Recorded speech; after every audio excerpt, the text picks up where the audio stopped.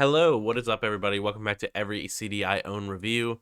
Today, we're going to be doing a psychedelic underground little one shot from a band that lasted 2 years. The self titled from Paper Garden. Paper Garden, a little 27-minute trip through just pure 60s psychedelia. Gives you, a little bit of that. Beatles, Sergeant Pepper vibe. It's kind of all over the place. Like a little bit of that, those monkeys from the like the late '60s monkeys when they got into their more psychedelic stage with stuff like Head and stuff like that. But this album is a 10-minute, little fun ride. It's nothing like crazy, but definitely an interesting little album. I think this is actually like some pretty cool stuff. How they like label, hey, this is a '68 release.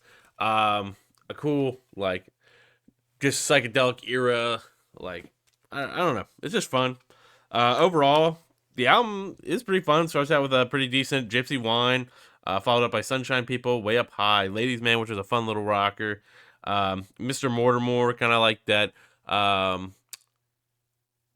don't want to say like it'd be weird to say like Mr. Mustard, like me, Mr. Mustard, or something like that. Maybe something closer to a I don't know. Maybe like a Fool on the Hill kind of. Then Man Do You, Raining, I Hide, Raven in a Day. Overall, like just pretty fun. Pretty fun. It's not super garagey. It's honestly really well produced. For a random '60s album that you don't ever hear about. Like honestly, it's well done. It's tight. It's well mixed. The production is there. It sounds like that.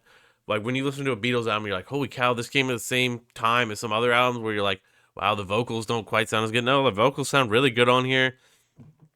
It is super fun. Of course, the album, some of the members in the band that lasted a short time, there's like really not a lot on them, but it was Joe Arduino, Sandy Napoli, Paul Legrand, Jimmy Torella, or I'm gonna go with Torella and John Reich. So it's pretty cool. I guess they had 3 singers. But yeah, so they had vocals from the bass guitarist, the rhythm guitarist, and the lead guitarist. So pretty cool.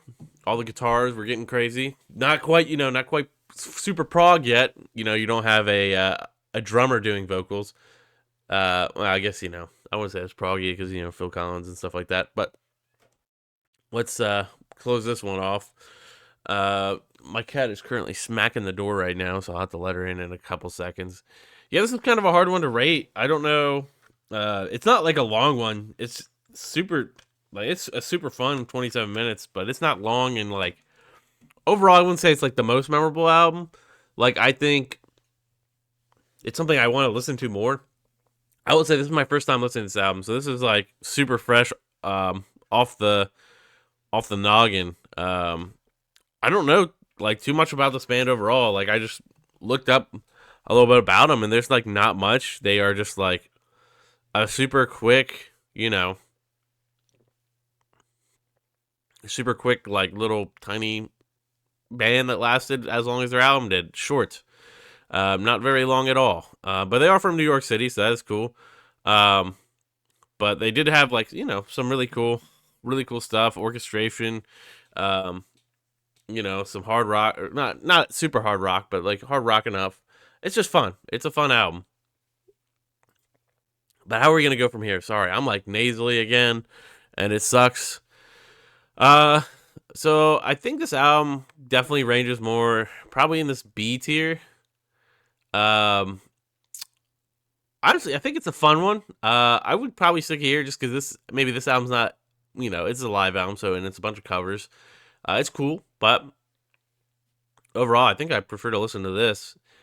Overall, I think it's fun. I think it's good. I think it could be moved up to A if I listen to it enough. Like, there's some songs I was listening on there. I'm like, oh, instant add to the playlist. Instant add to the playlist. Let's do that. Let's do that. So I think this is a solid B tier album. Like, I don't think, you know, I think it can stack up with every album on here. Honestly, it's really fun and really good. And I know it might be travesty to some people because they're like, "Oh my god, this band made one album." But yeah, man, sometimes people strike gold, and then this, well, they strike when the steel's hot, and then it cools down before they can finish the sword. You know what I mean? So yeah, I think that's pretty much all I have to say. I'm getting nasally again, so now I'm gotta hurry up and finish this video off. I know I yapped a little bit here and there, but thank you all for tuning in. Stay tuned for more episodes. But that's all for now, guys. Peace.